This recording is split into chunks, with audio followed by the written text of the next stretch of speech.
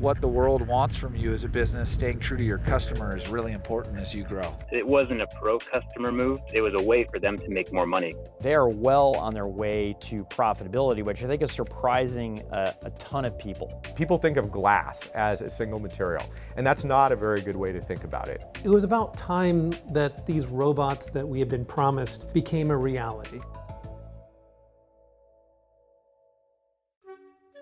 It was in 2016 that Apple announced it would be ditching the headphone jack. It really comes down to one word: courage.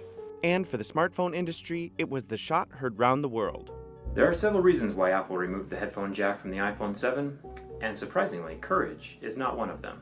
Samsung also just removed the decades-old technology from its phones, even though it took every opportunity to ridicule Apple for the headphone jack's removal in the past. Do you want to know what else it comes with? An audio jack. I'm just saying. With the launch of the Galaxy Note 10 in August of 2019, Samsung ditched the jack too. Samsung was definitely one of those companies that criticized the rest of the industry for not having headphone jacks and conveniently forgot to mention that they got rid of it in their newest Note 10. The headphone jack has been around for more than 100 years, so why are companies increasingly removing them from our phones? It wasn't a pro-customer move. It was a way for them to make more money.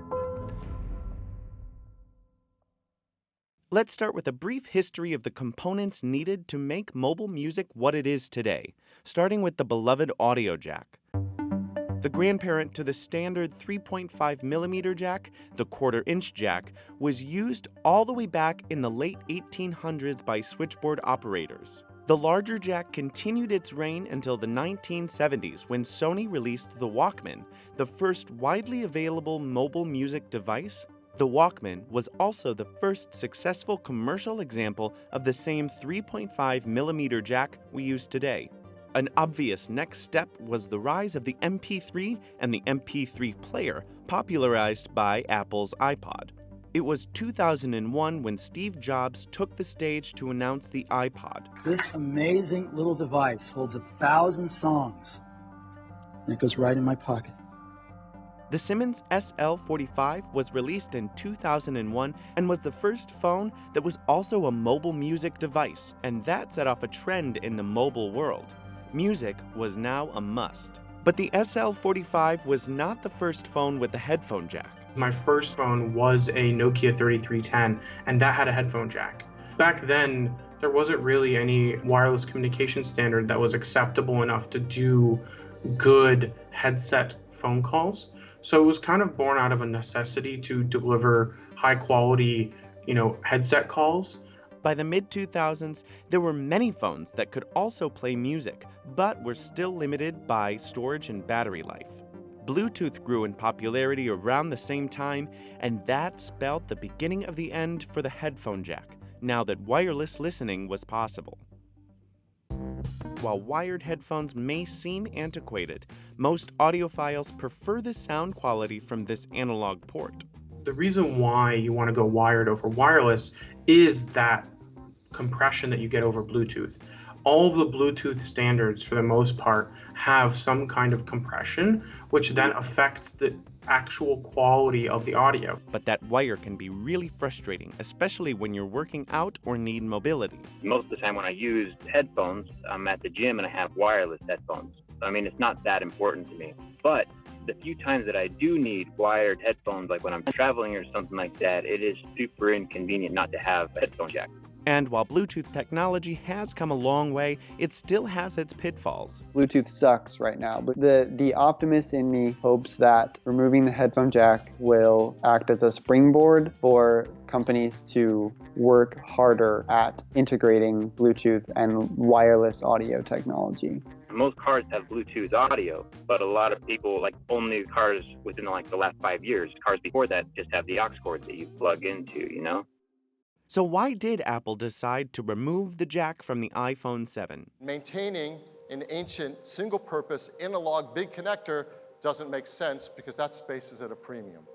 It's the mental shift that, flagships have had for the last couple of years. It's like, It's not a flagship unless the headphone jack is gone. And that's kind of, Apple's fault. Premium phones are now associated with no headphone jacks. See, there's not a whole lot of space inside of a smartphone. Tech companies have crammed more and more into that incredibly limited space, and when something becomes antiquated, it's got to go, making the phones thinner and allowing for other components. The thickest part of the phone is that headphone jack. I think it was a decision of, okay, we have to use this space for other components because we've used so much of the phone's overall size as screen that we just don't have room for other components in other places, and we have to get rid of the headphone jack. The removal of the headphone jack also helped the iPhone 7 receive its IP67 water-resistant rating. So there were some good reasons behind its removal. As much as I do appreciate being able to plug in a pair of headphones and just have them work out of the box, I also appreciate engineering in the technological space. Most companies have been moving away from the headphone jack, partially because a lot of the wireless capabilities of earbuds today have gotten much better. The quality is not perfect yet. There's still lots of room for improvement, but I think for most people it's pretty good and it satisfies their needs. But some folks don't agree that the headphone jack had to go at all. When you're designing the circuit boards and stuff like that, you can make as much room as you want. I mean, I've taken apart phones that have like projectors inside of them. And so if there's room for a projector, or if there's room for an S Pen, there's room for a headphone jack. You could look at any teardown that doesn't have a headphone jack and say, oh yeah, there's no way that there could be room in there. But then you look at a teardown of a phone with a headphone jack and it's there. This choice to leave off the audio jack came simultaneously with the announcement of Apple's $159 AirPods, which called into question Apple's real motives behind the exclusion. Personally, I do think that it was monetarily motivated, at least in some way. It wasn't a coincidence that they released the AirPods at the same time they took away the headphone jack. It was something that wasn't making them money, so they got rid of it so people would buy the AirPods. Not to mention the fact that the Lightning port is a proprietary connector, meaning companies have to pay Apple just to make a compatible device. Apple charges a fee to license their Lightning port. They can get more money if you have to make a Lightning accessory, whereas the 3.5mm jack just anybody can make. I think you're going to be people scrambling to license it, and if they can't afford that Apple license, essentially there's going to be headsets that work well with iPhones, and there's going to be headsets that don't work well. And when Apple kills something, it usually creates a domino effect in the tech world. They removed the floppy drive, they removed the CD-ROM drive from their Macs, and people went crazy, right? But people kept buying the devices, and their competitors, quite frankly, followed their direction only 2 or 3 years later. So slowly, other larger companies started to follow suit. But Samsung kept its grip on the audio jack. Whether you're listening to the S9's amazing new speakers or on your own pair of headphones, by simply connecting them to the convenient headphone socket at the bottom of the device. Can I still use these headphones with the TED? Yeah, but you'll need an adapter, or as most people like to call it, a dongle. A what? But with its most recent phone release, Samsung finally left out the headphone jack without mentioning anything during the keynote about why it left it out, and even took down some content that challenged Apple's decision. If you are going to take such a solid stance against Apple for not putting a headphone jack in the phone, at least own up to it, I feel like, in the moment, There could have been a story where this is the best, most compact device we can make. There's some compromises. If you don't like it, we have a bigger version for you. And if you don't like either, you can still get an S10. But the fact that they didn't even address it was a little bit not great. Samsung did tell CNBC it removed the headphone jack to make more room for its powerful battery. There are still some brands like LG that find the space for a headphone jack, whether it be for its audiophile customers or its customers who don't want to or can't afford the switch. In other markets like China and India, the headphone jack and actually micro USB are still important because people can't get rid of their old chargers or can't afford them. Luckily for those who want to keep their headphones, many of the big phone makers are coming out with lower-cost models of their flagship phones, like the Google 3A and 3A XL, which include a headphone jack. There's still a considerable amount of people that want the headphone jack because they can't afford, wireless earbuds that are good. There are so many awesome phones at the $500 level that still have the headphone jack, because people who are buying cheaper phones probably don't have an extra, $100, $200 to throw down on some wireless headphones. But those $500 phones they do 95% of what a $1,000 phone does. Like it or not, it looks like the headphone jack is gone for good when it comes to the top-end flagship phones. I think they are going for the portless phone, and they won't stop until they get there. In fact, some speculate we might not even get buttons in a few years. There's no fingerprint sensor, no buttons, and, charges wirelessly, so it might even be, no more USB port. So, what can you do? You can go spend $1,000 every year if you really want to, but you're not getting a return on that $1,000. A $500 phone is more than enough for the average person. And whether it has a headphone jack or not, I would just say, use your phone as long as possible, because there's no reason to upgrade, which is kind of strange from a tech reviewer who makes a living doing cell phones.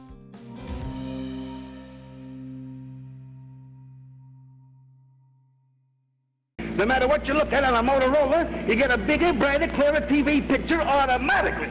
Honestly, it seems like Motorola mobility should have died long ago, but it's still here. Motorola is the company responsible for the first transmission from the moon. The name is now synonymous with communication and especially phones, wowing business people in the 80s with mobile communication and defining the high social status of Razr owners in the 2000s. One of the assets that Motorola has is this tremendous brand. Nowadays, Motorola is actually two companies, Motorola Solutions and Motorola Mobility. Solutions, the company that produces first responder radios and 911 dispatch software, has been flourishing recently. Mobility, the company in charge of mobile phones and other consumer-based products, has been struggling. They are well on their way to profitability, which I think is surprising a ton of people. The iPhone dominated much of the smartphone competition when it gained a significant market share in the late 2000s, and not even a merger with Google could bring Motorola back to its former glory. Once the iPhone was launched, it was the beginning of the end for Motorola as we knew it as a consumer brand in the United States. But Motorola Mobility recently made a strong impression on the tech world with the resurrection of its Razr series in the form of a folding smartphone. I think the new Razr is exactly what the company needs. It's future forward. It's using some very exotic technologies. The Razr product is going to be good for them because you can tell already from the amount of headlines it's got before it's even shipping. And even though it's only going to ship in relatively small numbers at a very premium price, it does at least reawaken the brand. The phone did what numerous previous smartphone models couldn't do for the company. It pulled it out of obscurity.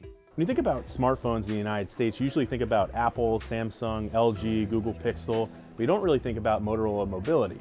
The new Razr could put Motorola Mobility back on top, but it has a long way to go given the fall it took during the smartphone wars. Motorola was founded in 1928. See me at my best. See me on a Motorola. In the beginning, the company's focus was radio systems for governments and businesses, and home radios and TVs for consumers. In fact, the first words from the moon were transmitted from Motorola equipment. It's one small step for man, one giant leap for mankind. And Motorola is an anchor company in Chicago, loads of heritage, the car radios, the first radio on the moon. There's so many milestones that they've gone through. If you look at a lot of the military communications that happened in World War II and even in Vietnam and Korea, that was all backed by Motorola. A crowning achievement for the company was the first cellular phone call in 1973. They are one of the founders of the industry. Ultimately, they're up there with those big titans. Motorola employee Martin Cooper is credited with inventing the cell phone. The company went on to produce the first commercially available cell phone, the Dynatac. To this day, we still call it the Zach Morris phone. And you can use your cellular phone to order me a pizza. This really bulky handset Costs around $4,000, which would be about $10,000 in today's money. And it only had about 30 minutes of battery life, or 10 hours of standby, so didn't last all day. Motorola kept churning out the hits, encouraging people like Ben Woods to keep a collection. I don't know whether it works for my wife so much. She's a bit dismayed about the fact that the garage is absolutely rammed with cell phones, but hey. By 2004, phones got smaller, more people started buying them, and Motorola was at the top of the mobile phone game, second only to Nokia. So before the iPhone, there was another phone that everybody had, and that was the Motorola Razr V3. Came out in 2004, and it was a huge success for Motorola. They sold 130 million units. My favorite phone was the Razr in the 2005 era, and what I loved about it is it was so small, and when you opened it up, you flicked it open, everybody would look at it like, oh my gosh, I can't believe that.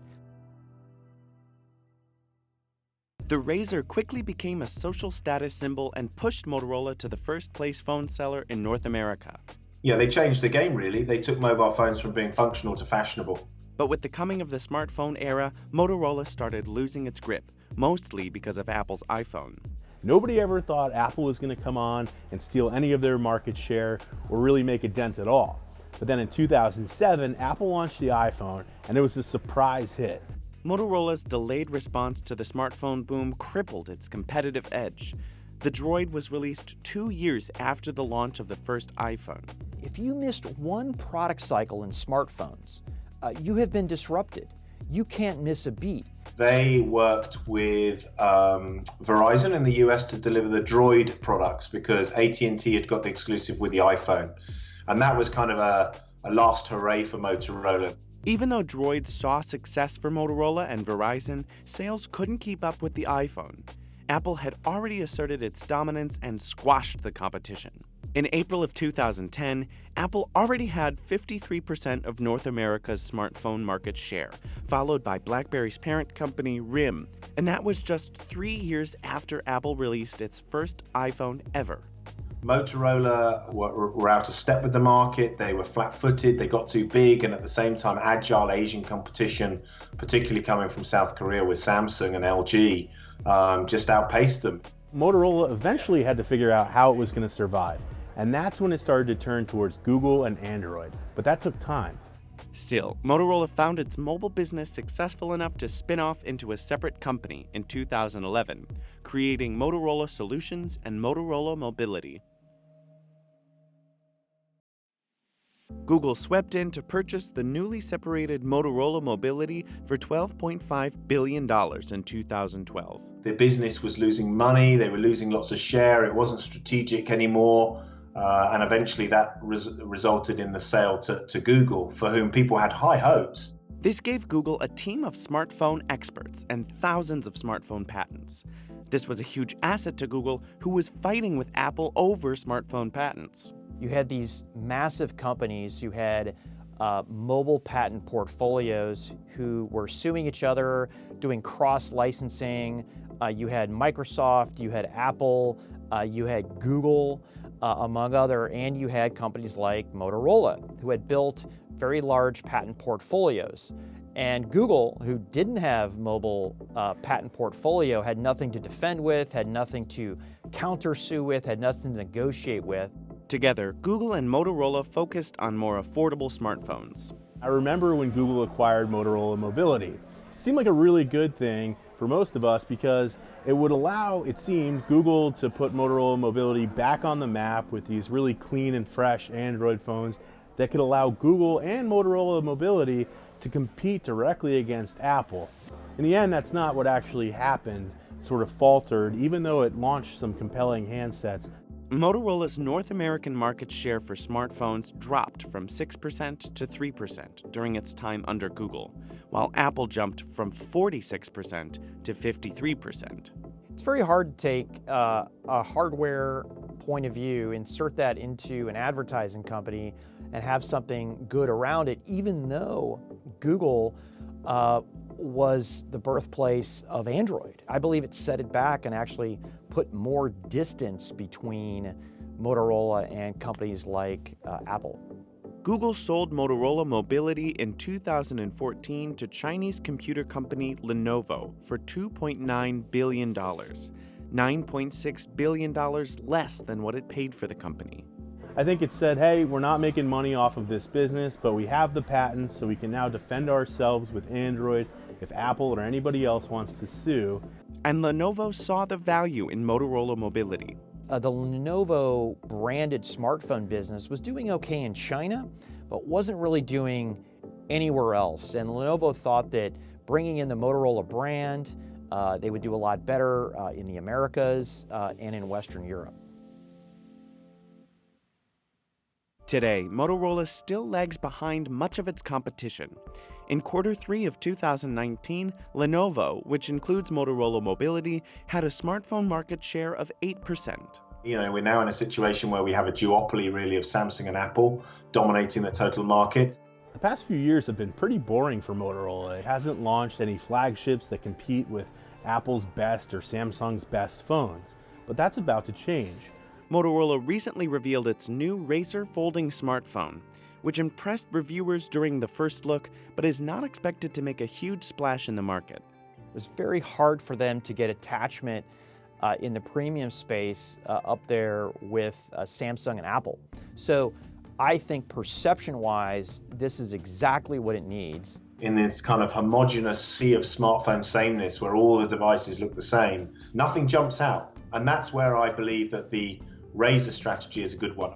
It's really hard to imagine what the world would look like without Motorola's innovation. Radios, televisions, transmissions from space, cell phones, all of these would be very different today without Motorola. And Motorola Solutions, the company that produces radios for first responders, software for 911 dispatchers, and other non-consumer products, is flourishing.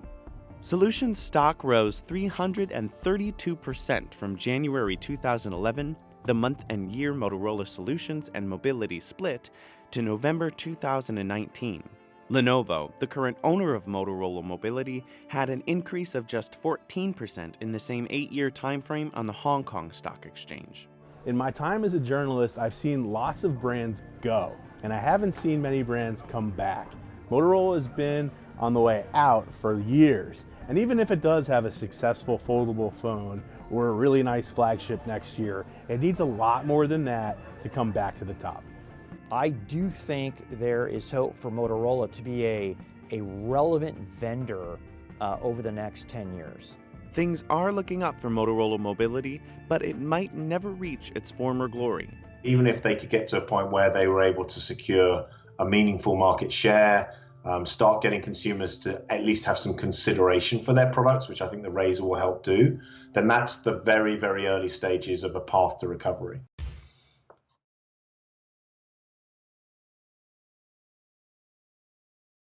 The name iRobot might not be as well known as its main product, the Roomba, which has been made popular in part by shows like American Dad, Arrested Development, and Gilmore Girls. Did you put googly eyes on the Roomba? I just fired my housekeeper, but I've already found a replacement. You know, if we died right now and decomposed, it would vacuum us up. The company just launched some big updates to its product line, including a new mopping robot called the BravaJet M6. It also will soon release a lawn mowing robot named Terra. iRobot is building a complete home cleaning robot fleet so you never have to mow, mop, or vacuum again. But since the beginning, iRobot has dealt with competition and knockoffs. Lots of them. And now, with higher tariffs on goods produced in China, iRobot has to stay more vigilant than ever. CNBC got an inside look at its lab to see the latest products in development and to learn more about its goal to have a self-cleaning home filled with robots to take care of our dirty work. iRobot has had a material impact on the market by creating it, in my opinion. The Roomba began cleaning homes in 2002, but iRobot was quite busy before then. iRobot was founded back in 1990 based on the notion that it was about time that these robots that we had been promised became a reality. When Colin Angle co-founded iRobot, the company was focused on military robots. It then started making toy robots, and lessons from both led the company to create the first robotic vacuum. Everyone thought of Rosie the robot from the Jetsons, and this idea that the thing that robots were supposed to do for us in our everyday life was clean the house. It wasn't hard for us to recognize that this was a good idea. We just didn't know how to do it.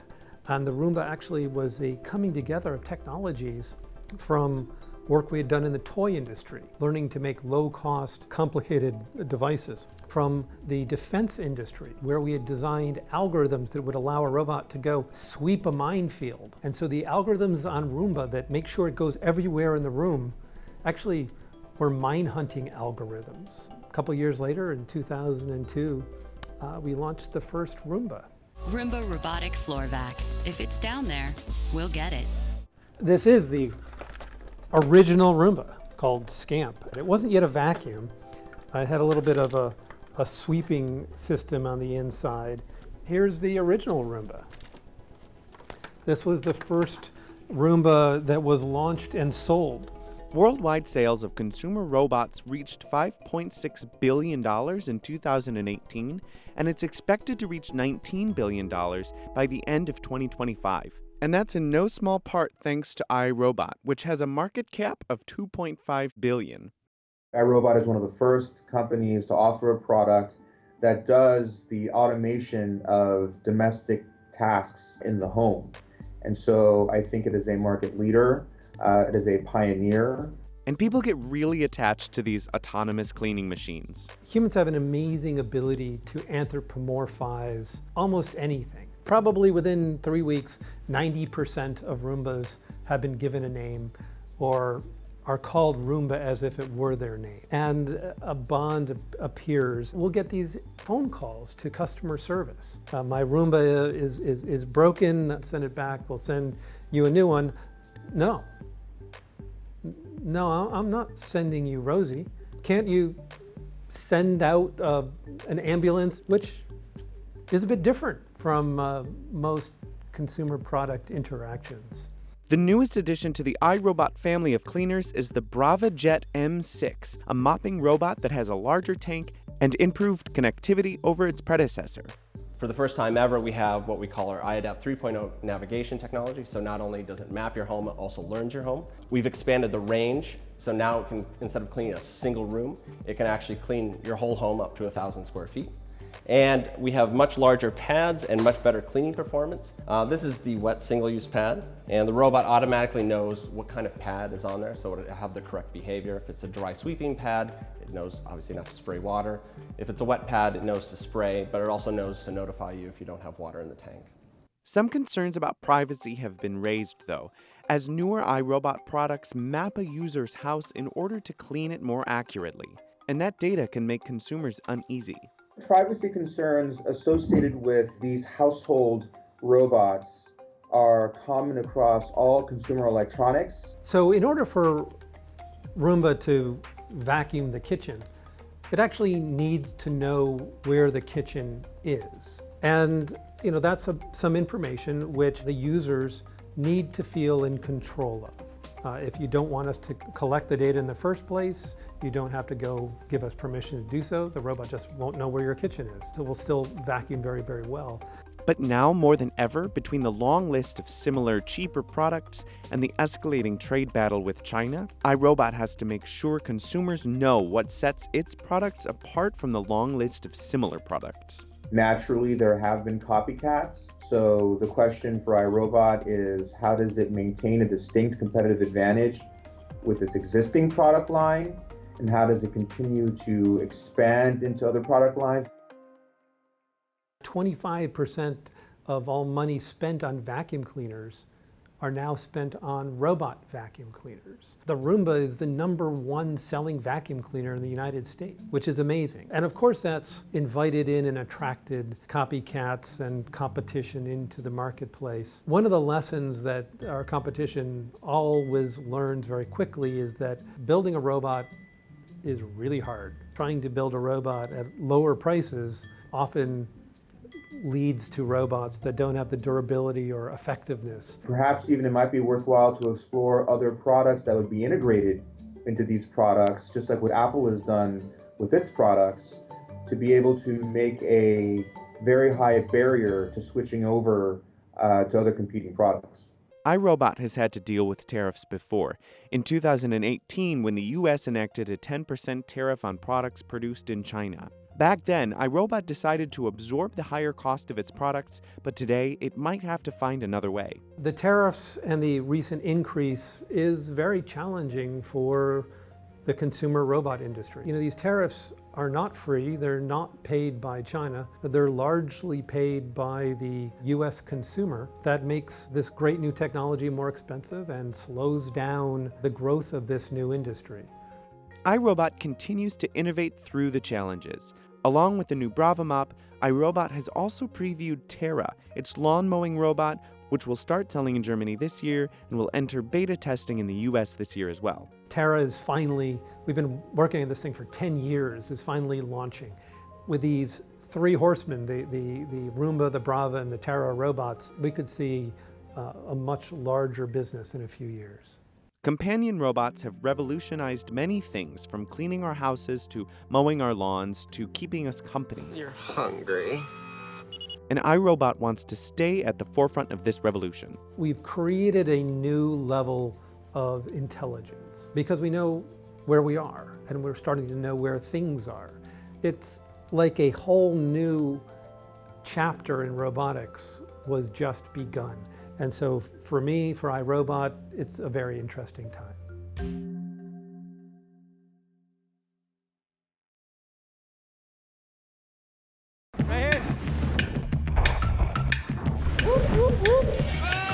If you've ever watched heart-stopping videos of people skydiving, doing crazy tricks on a bike, or hucking off a cliff, chances are you've watched footage from a GoPro. The company that defined the action camera industry has had its shares of ups and downs since the release of its first camera in 2004. Stocks skyrocketed after it went public in 2014, but then started to stumble in 2015 and have never recovered. We spent the day skiing with founder and CEO Nick Woodman at Big Sky in Montana. I love our office today. To hear his story behind GoPro's rocky road of success, failures, and to learn what's next for the company.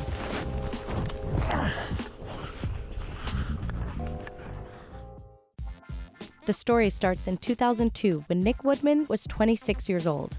His first business had just burst with the dot-com bubble, and he decided to take a surfing trip to Australia and Indonesia to figure out his next steps. I had my idea for GoPro and preparing for that trip. I knew this was going to be the surf trip of a lifetime. I went to work on this idea I had for a camera that I could wear on my wrist while I was surfing. And that surf trip turned into a R&D product development trip because the prototype worked so well.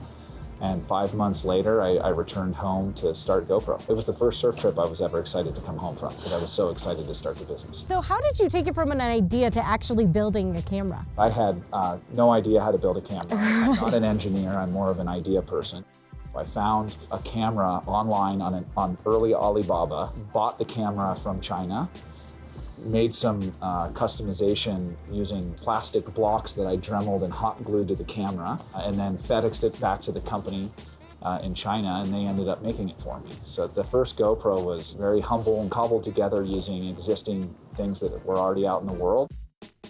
Another one of those entrepreneurs is Nicholas Woodman. I came up with the Hero camera design, which allows you to securely wear the camera. I really learned how to grow GoPro on the fly. I didn't know how to hire anybody. And I had no previous business experience. I was a creative person. And so the first GoPro employees were people that I went to college with or family members. The first investors in the company were family members as well. I started GoPro with $30,000 that I'd saved from my previous job. And I borrowed $35,000 from my mom, and I launched GoPro on $65,000. Hey, where'd the name come from? One of the easiest things in building GoPro is coming up with a name. So I was camped out on the north coast of California in my '74 Volkswagen bus, and I was just finishing my patent, and the name came to me in about 10 minutes. The process was I asked myself, well, what do my friends and I, my surfer friends and I, want to do more than anything? Because remember, originally GoPro was intended to just be a camera for surfers. As surfers, we want a GoPro. GoPro. Hey, that's pretty good. What started as a camera intended for surfers evolved into a revolutionary camera for action sports, travelers, and filmmakers. When we launched the HD Hero over Christmas of 2009, that's when GoPro really blew up. And the HD quality of the HD Hero was way beyond what anybody thought was possible from such a small camera. And you started to see GoPro footage in everything from movies, television commercials, ski movies. GoPro was everywhere. That's when we knew we were really onto something. The HD Hero was priced at $299, and consumers seemed willing to pay as growth continued for the startup.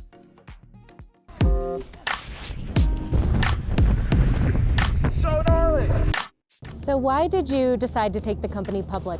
As a consumer product company, consumer brand, being public is a really big marketing event for the company and helped put GoPro on a global stage. Being public helps us attract top caliber employees and really puts GoPro on a professional stage that as a private company, we were having trouble getting that level of attention. GoPro IPO'd at $24 a share in 2014, and it was one of the hottest IPOs of the year. Nick Woodman became the highest paid CEO in America after receiving a bundle of stock worth $285 million. The stock soared based on success of the Hero 4 lineup, but the company quickly stumbled when it did not release a new flagship camera in 2015. And one-time high flyer GoPro tumbling 40% since the start of the year. We learned that our customers really want to see a new GoPro from us every year, or they want to see us significantly discount the previous year's model. We've learned from that, and now we're dedicated to coming out with new cameras every year. GoPro also had to keep up with increasing competition from other action sports cameras like Sony and Chinese company Yi, although it has always had a hold on the US market. When people ask me, how is it that we've maintained market leadership all these years? How is it that GoPro still has 98% share in North America, for example? And it's because of our brand, because we have millions of customers around the world who are sharing GoPro experiences and helping us market socially. And it's also because we've had a relentless pace of innovation coming out with new cameras every year that other slower moving companies haven't been able to keep up with. But just because it was making a new camera every year didn't mean people bought a new one each year. Some models completely flopped, and that was just the beginning of challenges for the company. IPO to a lot of fanfare. They were pitching this really great action camera that a lot of people were buying back in 2014, and they had what they were trying to build was a media business, and so it got valued very much like a social media company, and that drove the stock all the way up into the 90s. GoPro hired teams of video producers, and the idea was to create content with its cameras to sell advertising. Recognizing that GoPro's brand and everyone's excitement around the brand really stems from the incredible content that the brand is known for and that our customers capture and share with their GoPros. We thought that this could serve as a good platform for GoPro to scale the brand as a media company. But it never paid off and turned out to be a painful mistake for the company that resulted in mass layoffs. Another failure came in 2016 when GoPro diversified into the drone market for the first time. The broader concern, though, even in terms of their entry into the drone market, is it seems from our perspective a little bit too late. I mean, the category has been on fire for a few years. The Karma faced delays, and when it did finally launch, the drone literally started falling from the sky.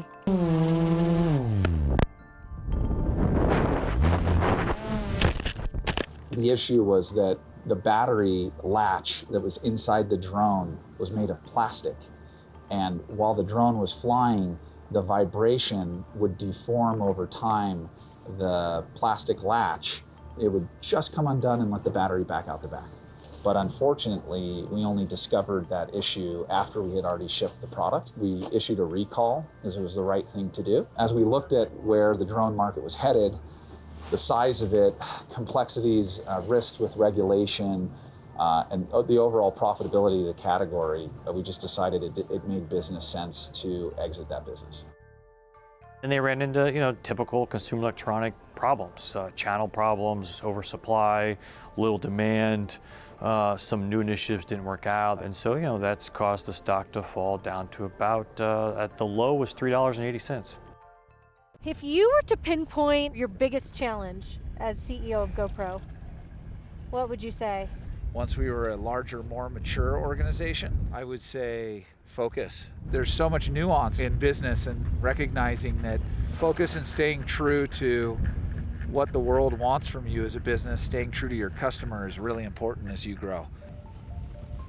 Woodman has spent the last few years getting the company back into focus.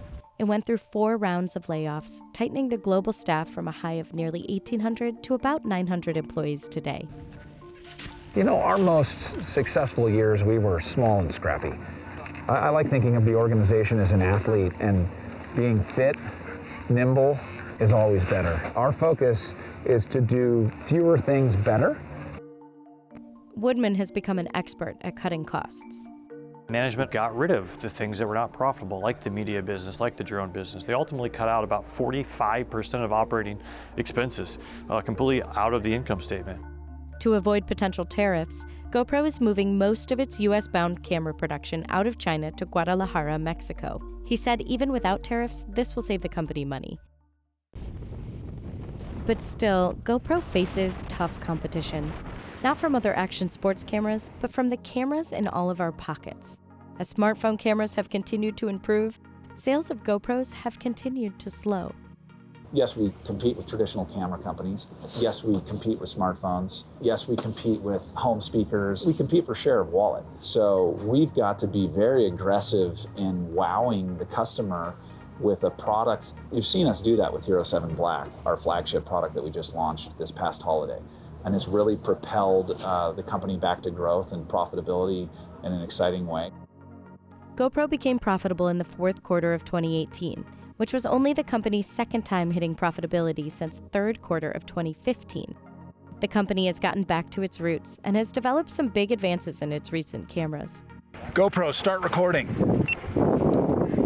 The latest, the Hero 7, has hyper-smooth technology built in that eliminates the need for a stabilization gimbal. Customers have noticed. It is an amazing product. It is by far the best GoPro has ever released. The Hero 7 Black is the best-selling Hero camera of any holiday season. And the other 2 models, the white and silver, seem to be holding their own. They went out and made a couple acquisitions on the software side to greatly improve editing. Now you can edit videos in mere minutes, and in fact, they now have an artificial intelligence engine that will edit them for you. The company also launched GoPro Plus, a service that automatically uploads pictures and video footage to the cloud. It has nearly 200,000 subscribers paying $4.99 a month. And it created a 360-degree camera called Fusion, which Woodman hinted is the future of its cameras. It's not so much about creating content for VR. People's primary interest in Fusion is to use it as an incredibly versatile camera that allows you to capture everything around you at once. We're using that and learning from Fusion to develop a next generation camera that we think will be really exciting to consumers. Looking longer term, much longer term, they have a 360 camera, and so we think that they will redefine how we capture images in the future with the Fusion. Woodman seems open to doing what it takes to keep GoPro alive.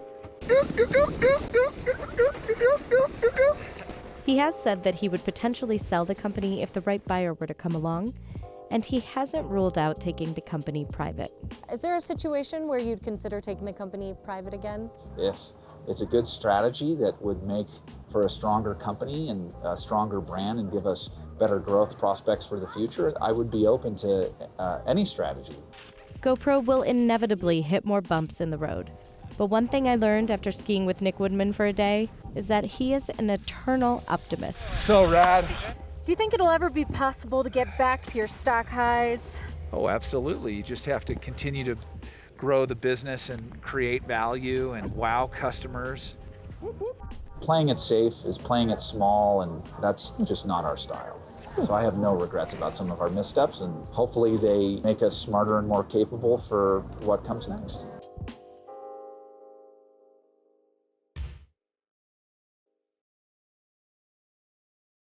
It's made of pyroceram, a remarkable new glass ceramic material with exciting new properties. Corning is a company that's been around for a long time. Well known for its highly durable cookware with cute designs, The company that made Pyrex and Corningware now manufactures glass for cars, fiber optic cable, and smartphones. The way I would describe Corning to someone who's never heard of the company before is, I guess I would start by asking them to pull their iPhone out and explain to them the glass on that iPhone comes from Corning, and then I'd point to the TV in the room and say, well, the glass from that comes from Corning. The company that started 168 years ago as Corning Glassworks is now valued at $27 billion.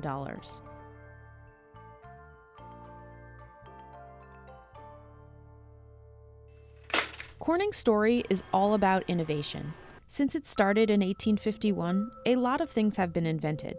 Many of them were made of or involved glass. People think of glass as a single material, and that's not a very good way to think about it. It's better to think of it as a platform that can be tuned for particular applications. One of the company's earliest innovations was the bulb-shaped glass encasement for Thomas Edison's incandescent lamp. As electric light became commercially available, demand grew quickly. Corning figured out how to mass-produce the bulbs, helping bring electric light to the world. In the early 1900s, it discovered new ways to make glass stronger and heat-resistant.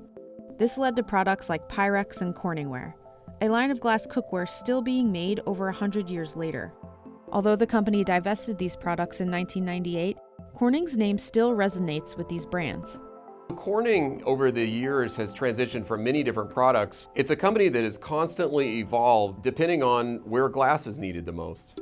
Through the rest of the 20th century, it manufactured glass for everything from television sets to the windows in every manned American spacecraft mission, from the Mercury program to the Space Shuttle.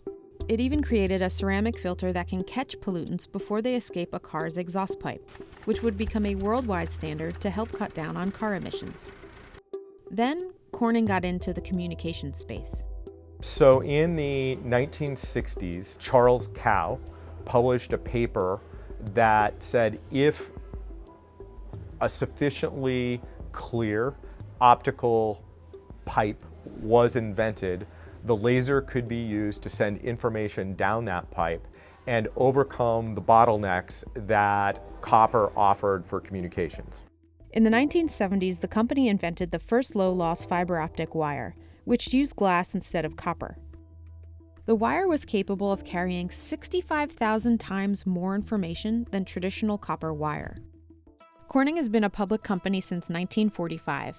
The stock has been steady for decades, but then took off when the dot-com boom created huge demand for its super-fast fiber optic cable. It plummeted to an all-time low when the dot-com bubble burst. In 2007, it introduced a bendable glass fiber, allowing it to reach places like high-rises in major cities. And since 2008, the stock has maintained a slow, steady climb upward. Today, Corning is no longer described simply as a glassmaker, but as a technology company that makes specialty materials for industrial and scientific applications. It manufactures products at 108 plants in 15 countries and employs 51,000 people. Corning's changed as a company many, many times over the years that it's been in existence. It just kind of ebbs and flows depending on the demand for the end products that Corning supplies these glass products into. The company reports revenue in 5 business segments, with fiber being the largest at 37%. You know, it started out as a technology you needed for submarine transmissions, super long distances, then moved to long haul on land, and then into metro areas. Now we're seeing fiber to the home, the rollout of fiber for 5G networks, and tremendous use of optical communications in data centers. Verizon recently agreed to purchase 12.4 million miles of optical fiber from Corning to grow its 5G network, at a minimum cost of $1.05 billion. This increase in demand forced Corning to expand its fiber production capacity. We're also announcing that we are expanding the world's largest and lowest cost fiber optic plant right in North Carolina, adding another $250 million to the $2 billion we've got invested today. Another big part of Corning's business is display glass, which made up 29% of its sales in 2018. Corning LCD glass is used on TVs, laptops, computer monitors, and tablets. Corning's gone through a lot of evolutions over the last several decades. Fiber and telecommunications were one of the primary drivers in the late 90s and early aughts. And then, around 2003, 2004, they built this sizable display glass business. As LCD TVs became the dominant TV, that segment had become the biggest. Over the last 18 months, telecommunications has regrown to become the biggest segment. Many attribute Corning's success to its manufacturing techniques. It created fusion forming in 1964. It involves lava-hot glass flowing down 7 stories in mid-air into one long sheet, which is then cut into whatever shape and size that customers need. The process has not been seen by many outside of Corning. Well, what we're going to do is get rid of all these buttons and just make a giant screen. Then in 2007, about 6 months before the first iPhone was released, Steve Jobs made a call to the CEO of Corning and asked the company to create glass that could withstand scratches and breakage for a new Apple product. Corning quickly developed Gorilla Glass, and it's been used on every iPhone since. So, Mr. Weeks, how many screens are you making for the iPhone 8? I do not speak at all about what goes on with Apple. In 2017, Apple announced it would invest $200 million into Corning R&D, a move analysts saw as a plan to add glass to the back of iPhones for wireless charging. Sure enough, it now offers iPhones with glass on the front and the back. But Gorilla Glass isn't just on Apple products. It's also used by Samsung, Nokia, Google, Motorola, and LG, among others. Corning says Gorilla Glass has been installed on 6 billion devices since its debut in 2007. So Gorilla Glass is important to Corning. It's about 12% of their overall revenue, but that compares to 39% for the optical communications segment and 27% for the display glass segment. So it's not as big as those two segments, but it is more profitable than average. So it maybe represents 15% or so of gross profits for Corning. And what's interesting about Gorilla is the innovation that went into making Gorilla has actually allowed it to go into other potential markets like automotive. And so it's really been able to become a primary form factor for multiple markets, all starting with the little innovation in the 80s and really brought to market with the iPhone. As smartphones and fiber optics continue to evolve, so must Corning. It spent 15% more on R&D in 2018 than it did the previous year. The company already makes flexible glass for TVs and cars, but it recently announced it's working on a new flexible glass product, which hints that Apple may be working on a foldable phone. Samsung and Huawei recently unveiled their foldable phones, but with plastic-based displays. Samsung announced it would delay the release of the Galaxy Fold after demo units malfunctioned.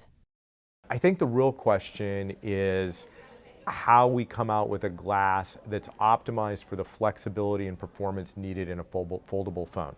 We think that we'll be able to deliver within a couple years. Corning also makes glassware for labs in the pharmaceutical industry.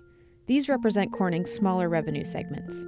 In 2017, it announced that it was collaborating with Merck and Pfizer on a new damage-resistant glass for medical products made in the U.S. It's called Valor.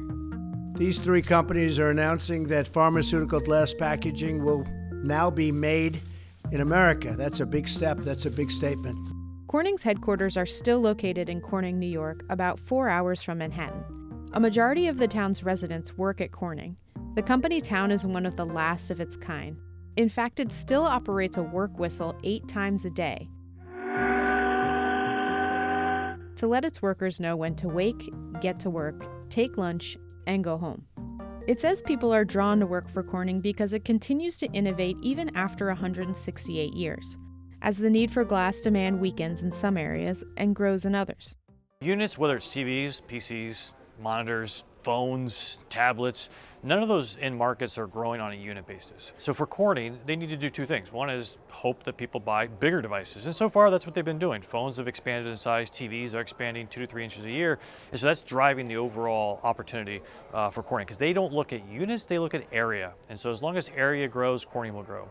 The company made $11 billion in revenue in 2018, despite slow growth in TVs, tablets, and smartphones. Right now, it has a lot of exposure to display glass. So what we've seen historically, if we roll the clock back a few years, is when TV demand is weak, maybe around 2007, 2008 in the financial crisis. Then we saw Corning weak as a result of that. So that's an example of where the stock hasn't done so well. On the other hand, right now we see a lot of growth in optical communications the last several years, and that positive growth in optical communications has been a good driver for the company. Corning has a specific strategy for long-term growth called the 3-4-5 approach. We divide our focus up into 3 categories. The 3 core technologies: ceramics, optical physics, and glass science. There are the 4 proprietary manufacturing platforms. And then we combine that 3 and our 4 to go after 5 primary markets. 80% of the opportunities that we pursue need to use capabilities in at least 2 of the 3 categories that I just outlined. And then we repurpose and we reapply our capabilities within each of those to go after the next opportunity. We scale those up and we improve the strength of our manufacturing advantages, and that cycle repeats and repeats and repeats. But what about competition? It's hard to compete with Corning's entire spectrum of products, but it does have competitors within different business segments. Corning, I would argue, doesn't have any pure competitors. You have to go segment by segment. And so if you think about the glass segment, there's multiple large Asian glass suppliers. However, Corning has a tremendous advantage on manufacturing and so forth. And so most of the competitors in the Asia market tend to play fair and nicely with Corning. And so Corning's been able to maintain share, pricing, and so forth over the decades in the glass business. The same thinking applies to the company's outlook. Even if one segment doesn't do well, it still has 4 others that could help grow revenue. They're highly exposed to display glass and TVs. Well, we see that young people watch shows more on iPads and phones than they do on big TVs, so that might reduce the demand for global glass over time, even though we haven't really seen that happening yet. But then again, on the positive side, the company has exposure to all kinds of new product opportunities, like self-driving cars are going to have a lot of display glass, we think, inside of them. Chances are you own at least one device that has Corning glass in it. A TV, a smartphone, a tablet, your car. Even if you don't see it, Corning fiber optic cable runs much of our telecommunications and is poised to grow even more. So for connected cars, you think about the connection between the occupants or between the car and the rest of the world. I think 5G plays a big role here. And I think because those communications are going to be important wherever you take your car, you're likely to see over time 5G deployments move outside large cities and along highways and into rural areas, so that always-on network is available to passengers. So there are a variety of technical challenges. Right now, we have so many opportunities that we go after that we have to think hard about which are most attractive for us and our shareholders over time, and it makes it a really exciting time.